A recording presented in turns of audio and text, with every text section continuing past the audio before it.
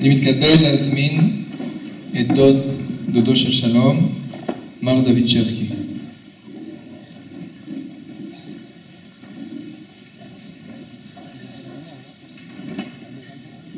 אני החלטתי להתחרות בנאום הכי קצר בערב, בפרס הזה, אז יהיה ממש קצר. אני רוצה להגיד קודם כל שבאמת המילים האחרונות של המשנה, השם יברך את עמו בשלום, אני חושב שקבלים פה את מלוא המשמעות. ואני תמיד חושב על הפסוק הידוע, זה לא דבר תורה, תהיו רגועים.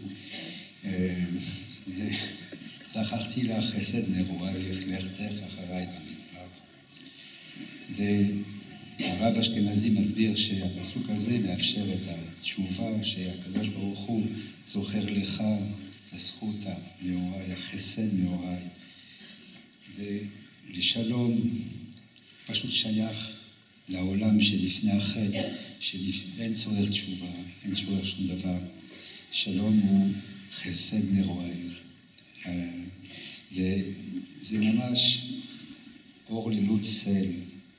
ומה שפשוט רציתי להגיד, שאשריך ישראל, אשריך משפחת וקיל, משפחת שרקי, שממנו יצא כזה אור שאין לחושך שום אחיזה עליה.